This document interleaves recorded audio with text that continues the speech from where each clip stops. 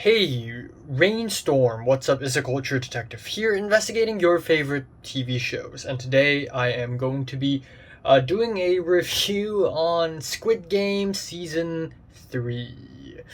So I finally finished watching Squid Game Season 3, and I'm going to talk about how I feel about it. What I can say is that this is not that good. Squid Game Season 3 is nowhere near as good as Seasons 1 and 2. That being said, though, I feel like it's getting a little bit too much hate. I do like divisive, polarizing TV show ending myself, but I do have to admit the writing is really not up to par. Now, Squid Game is a show created by Dong-Hyuk, and it is a K-drama that originally aired in the year 2021, back when season 1 was created. And season 1 was a huge hit, even though I don't think Squid Game season 1 was a masterpiece or anything like that. But I still had a magnificent time watching the first season of Squid Game. I thought the first season was highly entertaining. It's got some really well written, likable characters. The ending is really memorable. And overall, I enjoyed my time watching season 1. And then season 2 came out, and people started complaining about it. And yeah, to be honest, I was skeptical of season 2 before I watched season 2, but the first few episodes of season 2, not gonna lie, they were fire. They were really, really good. But unfortunately, season 2 felt more like just a show to have fun with instead of a show being taken too seriously with. So obviously season 2 was just nowhere near as good as season 1. And then now we have season 3, which yeah, it's not as good. Now what you need to know is that seasons 2 and 3 is actually filmed back to back, and seasons 2 and 3 are actually part of the same season. Essentially, you can basically pretend that season 3 is basically season 2 part 2, because it is a direct continuation of what happened in season 2. Essentially, Gi-Hun, the winner of season 1, has returned to play Squid Game once again, this time with a completely new set of characters, and this time he is there with a vengeance because he wants to destroy the game, kill the frontman, and save innocent people. Now, going into season 3, one of the most important things that I wanted to point out is that most of the entertaining characters and most of the likable characters are already dead. So, also, I'm sorry, but there's going to be nothing but spoilers in this video, even spoilers for season 3. So, I'm sorry, but I'm just going to be spoiling the shit out of the Squid Game. So, TOP, I forgot his character's name. Thanos, right. So Thanos was one of the most entertaining characters last season. He's dead. Sammy, who was pretty much my favorite character in season 2, she's dead. And Chunpei, who is the comedic relief, but also a really great moral support for Gi-Hun, also dead. With these 3 characters dead, there weren't a lot of good characters already to begin with in season 3. So right off the bat, I was already not as interested in the show because these characters are gone already. But anyways, after the uprising at the end of last season, the games continue as usual. They bring Gi-Hun back to the Squid Game lobby and make him continue to play the games. And yeah, this is pretty interesting because when I was watching season 2 finale, I was like, ooh, season 3, maybe the games will just be completely over in season 3. And all 6 episodes, or whatever, how many episodes there are in season 3, would just be the uprising, but like continued. And maybe Gi-Hun would be like trapped in the frontman's cage and they need to break Gi-Hun out for one final revolt or something like that. But obviously, that only happens in an ideal world. In a bleak, depressing world like Squid Game, of course, it doesn't happen like that. Gi-Hun comes back to the main lobby area and the games continue. So now we enter game 4, which is hide and seek. And honestly, I like it. I think hide and seek is a really interesting game. It allows for a lot of interactions between characters, a lot of scenes unfold, and it is a fun game overall. I also really like the set design of the game. But I'm going to be honest here, at this point in the story, it was so pessimistic and dismal that I didn't feel that I cared that much about the story. I think the main driving force of the story is Gi-Hun's revenge. Gi-Hun wanting to kill the frontman, etc. But at that point, Gi-Hun was basically lifeless. He had lost all hope, and essentially he does nothing. He just locks himself up beside a bed, and he just gives death stares to Taeho. And I feel like with Gi-Hun being lifeless and without any hope, the whole driving force of the show is just kind of gone. So at this point, even though hide and seek is an interesting game, I didn't feel the high stakes for some reason. It was a bit like, well, I'll just see what happens because I don't really have much to root for anymore. So yeah, normally I would love this and I would feel the high stakes and I would feel stressed, but for some particular reason I just didn't feel as strongly about this episode. So now we move on to episode 2, which is basically the rest of the hide and seek game. So tons of characters died. First of all, the shaman lady finally died. Hell yes, good riddance. I'm so sick of her, and I think she's probably the most poorly written character in all of Squid Game. I know that Dong-Hyuk really wants to use Squid Game as some kind of allegory to show the society in a microcosm. So you have the politics, you have the O and the X, which basically shows the dividing politics, and you have the religion aspect, the cults, the occultism, and so we have this shaman lady, but she is such a boring character. We know nothing about her. We just know that she is a crazy cult shaman person, and she has no personality at all, and she's just annoying, and she adds nothing to the story. She doesn't add any stakes. She doesn't add anything. She is just a pain in the ass. She finally died, so thank God. And then we have the death of Hyunju, which is just... I'll say this. When she died, I wasn't that shocked, even though I had no idea it was going to happen. I was just like, oh, there we go. The thing is, I really like her character, and I was genuinely rooting for her to survive till the end. And the thing is, I think it's a bad idea. I think it was a bad decision on the writer's part to kill off Hyunju this early, because after she died so early, the rest of the show, the rest of season 3, is just not as strong because her character just isn't there.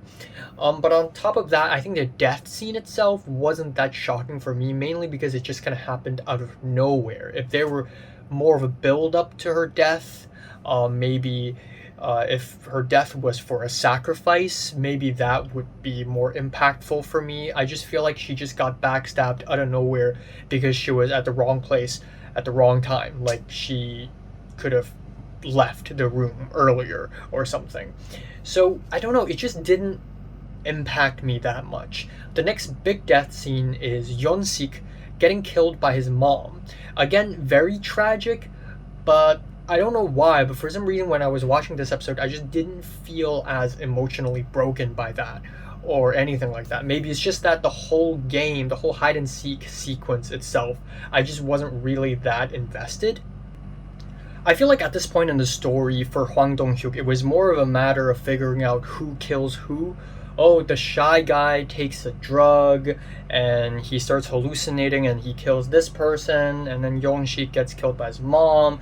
Myung-gi, aka MG Coin, is gonna kill Hyunju, and then Gi-Hun kills Taeho, and then this person kills that person. And it was just kinda...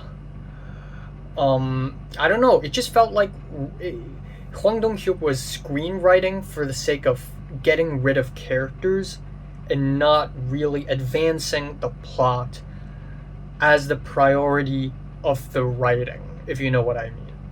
So, but I think the most head-scratching moment was the childbirth scene. Jo Yuri's character, Junhee, her character gives birth in one of the rooms, and she gives birth to a CGI baby, which does not look very good. And then later on in the show, we have a CGI dog, which also does not look very good. And the whole scene is so unrealistic, it's crazy. Like, giving birth is really difficult. It's actually not that. Okay, to be fair, I'm not a woman, and I have never seen a woman give birth in real time, so maybe I'm wrong. But from what I know, giving birth shouldn't be that easy. And Jo Yuri's character, Junhee, doesn't even look that pregnant. Okay, fine. It's, we just don't see it. Sometimes when women are pregnant, they don't really show. It's more of an, the embryo isn't out. It's more inside. That's okay, fine. But still, the CGI baby and the baby not crying after its birth, like immediately after, yes, the baby cried, but later when they went back to the beds, the baby didn't cry and everyone's sound asleep. It's just very unrealistic, and it kind of breaks the suspension of disbelief for me. Because honestly, at that point, the baby's just gonna cry so much that all the other characters are gonna get so annoyed that on the first night, they'll try to kill the baby. Also, the baby didn't have food. The only time in the entire show where we see the baby have food is drinking milk during the dinner scene. But even so, a newborn baby needs to eat like 5-6 times a day. So this already doesn't make much sense. So I feel like that breaks a lot of suspension of disbelief and made me enjoy the show even less. Okay, moving on to episode 3. I enjoyed this one. I really liked episode 3. Now we enter the second to last game. It is the jump rope game. And it's basically the new version, I guess the equivalent of the glass bridge game that we saw in season 1. So the jump rope game is actually good. I actually really like this episode. First of all, the childbirth. After the childbirth, the mom hangs herself. And I think that death scene was the death scene that impacted me the most because I completely did not see that coming. Also, again, like, there's so many deaths where it was voluntary. She could have just survived. She could have just fought on, even though she had to kill her own son, and even though it's such a bleak reality, but she could have had courage. But she decided to just kill herself, and it's just that bleak. The show is just that fucking hopeless. So to have the start of the episode be the mom hanging herself, it's just very bleak. And I genuinely, I was like, I was shocked. That was the death that hit me the hardest. Second of all, after the death of the mom, her death actually meant something and inspired Gi-Hun to protect the baby. So after that, in the jump rope game, Gi-Hun actually had the baby with him while jumping over the bridge, which gave the whole show a sense of driving force once again. There's a sense of motivation again. So I kind of like that. Even though the jump rope game itself isn't super high stakes or anything, but the whole episode was way more well shot and well edited, and I just think the pacing of the show of that episode is just way better. I also really like the image of Gi-Hun holding a baby. It's so post-apocalyptic coded, and I kind of like it. Now we have Junhee's death, which again, some people may say it's bad writing because she didn't really have to die if she didn't give birth to a child, etc. But I like that, low-key. I don't really like it, but I also kind of like it. It's like Junhee's death is completely unnecessary. She died because she broke her ankle, and she wasn't stabbed in the last game. She wasn't hurt already. It's just that she broke her ankle. It was just pure bad luck.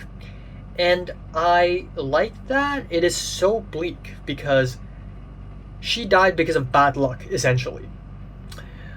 And I think in the world of Squid Game, it's sort of like, yeah, if bad luck catches you, you die.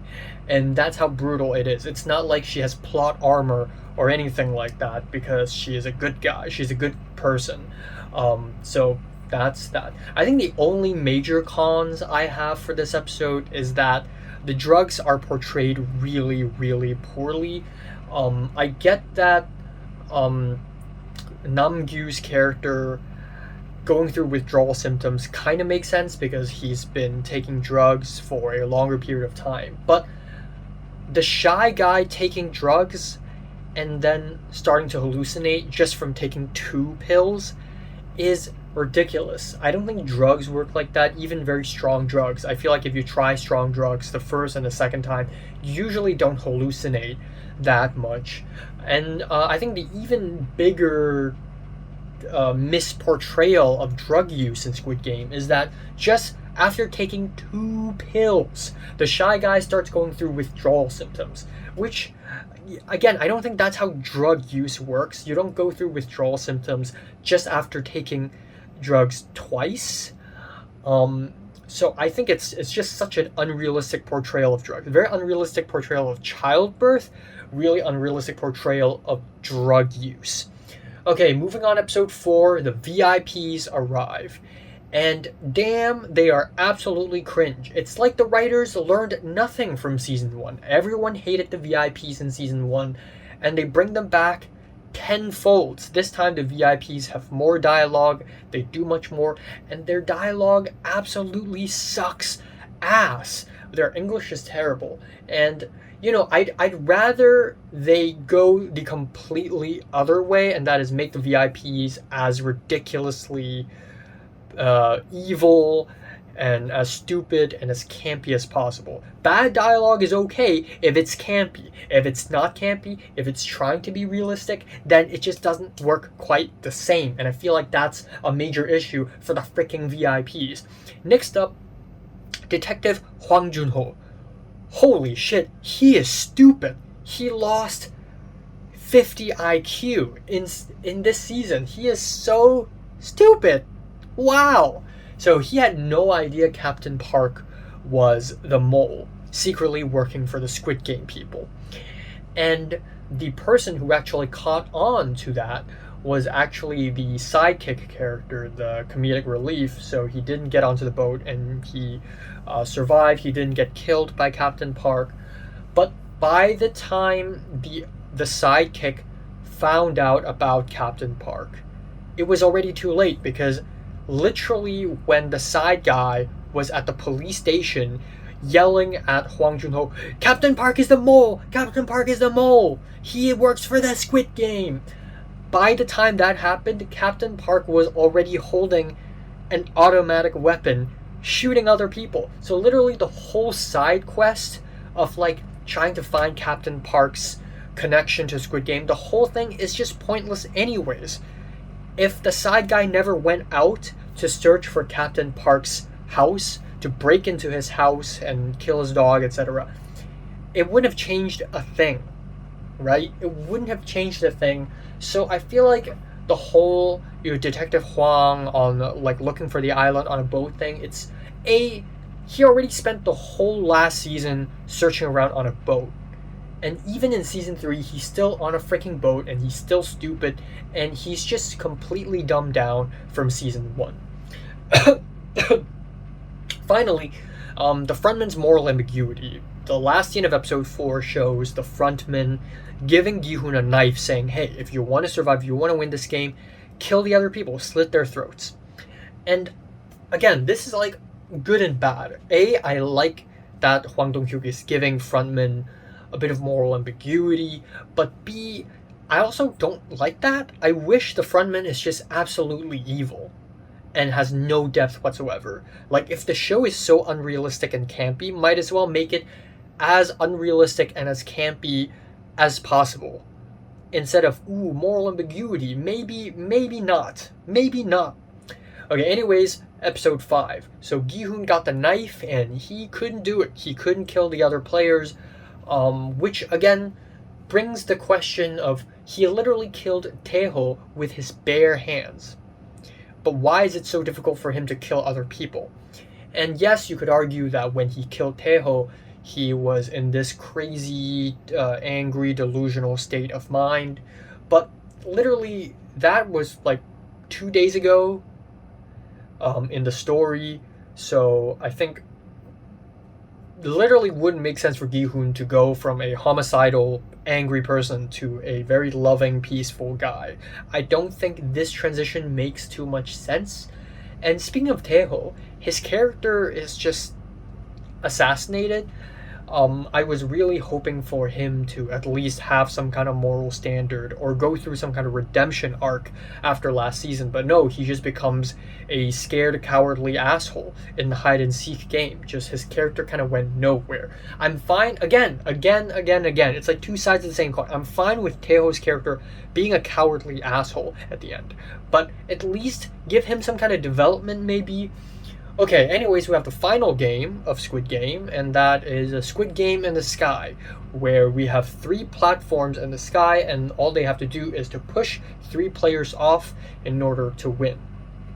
Now, at that point, everyone's fucking dead. Everyone's dead. We have Gi-Hun, the main character, and the baby. They're the good guys, and then literally everyone else can just die, and I wouldn't give a shit. We have player 100 and his gang, which they are terrible, and they should die, and they did die. We have MG Coin, Myung-gi, played by Im Si-wan. He can go fuck himself. And then with the shy guy, and that's pretty much it. And I just feel like at this point, the only person I'm rooting for is Gi-Hun and the baby. And so, yeah, the stakes are really high, and the chances are really low. And everyone's against Gi-Hun. And I get that low chances are important for an exciting story, but honestly, the chances are so low that at that point, my suspension of disbelief is broken, and I kind of stopped caring. It's like a full circle where the lower the chances are for the hero to survive, the more you care. But then at some point, the chances are so low that you're just like, yeah, okay, he's gonna win, but it's not gonna be that interesting anymore.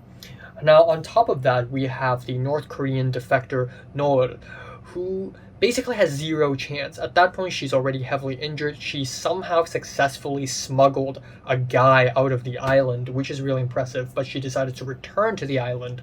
There's a whole island of people against her, and the chances are so dismally low.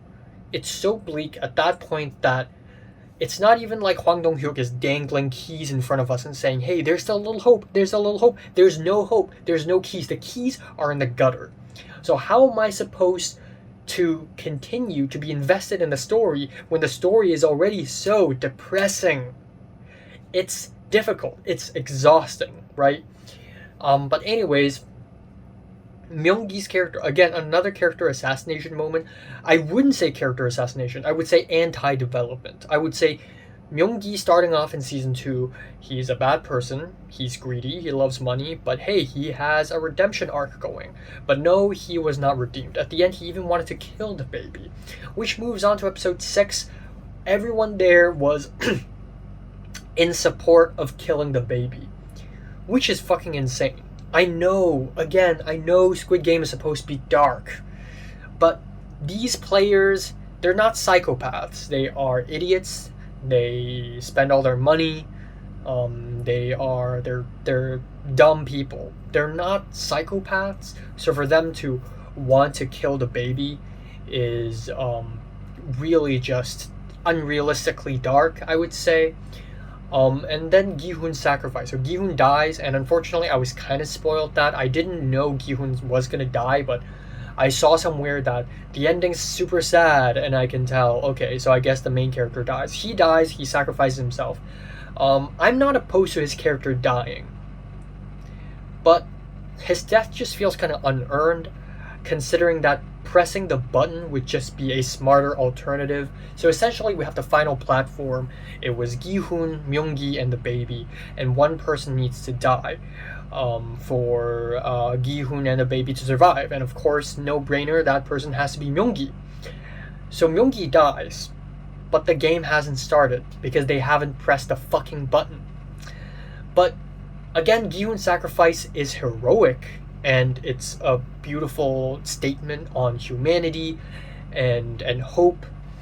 But goddamn, it's unearned. Like, at least show a couple shots of Gi-Hun trying to press the button, right? At least show that there has been an attempt of him being smart. It just doesn't feel earned. And then just when that happened, Detective Jun-Ho finally arrived on the island, but at that point, the game is already over. The island's gonna self-destruct. So the whole side storyline of Detective Jun-Ho trying to find the island, completely pointless. Completely rendered meaningless. And then with the last scene, which is just mega stupid, we have the frontman showing up in Los Angeles, the land of capitalism. You know what? If there's one thing I agree with, is that Los Angeles, it is indeed the land of capitalism. It would make sense if American Squid Game happens. It would happen in LA or Florida. That would make sense too. But Cate Blanchett as the recruiter looks hideous. On top of that, Americans don't even play takji. Again, like, the same thing applies to the Old Boy American remake, and that is Korean shows and Korean films criticize Korean society. It's made for Koreans. So when it happens in America, it doesn't make sense. Americans don't play takji. It doesn't make sense. And the ending overall, I like that it's bleak. I like that, Hwang Dong-Hyuk saw the socio-political climate of our current times and was like, yeah, you know what? I'm going to make the ending as depressing and as bleak and as dark as possible. I like that, but there are just other ways to go about it. I guess the only other thing I could say is that this feels like an anime, and I feel like this would have been better if this was an anime. Very campy dialogue, the hero dying at the end, bleak ending. It is very anime, and I feel like it would work way better if it is an anime. But yeah, overall, the writing is pretty bad. Was I entertained? Yes, it was entertaining. There were some really great moments, but it was just such a mixed bag overall. It's kind of unrealistic. There were a lot of characters that did not develop at all. Some side storylines are really stupid and pointless. So yeah, I'm giving Squid Game Season 3 a strong 6 out of 10. So have you watched Squid Game 3? Comments below, let me know, subscribe if you want more, and thanks for watching.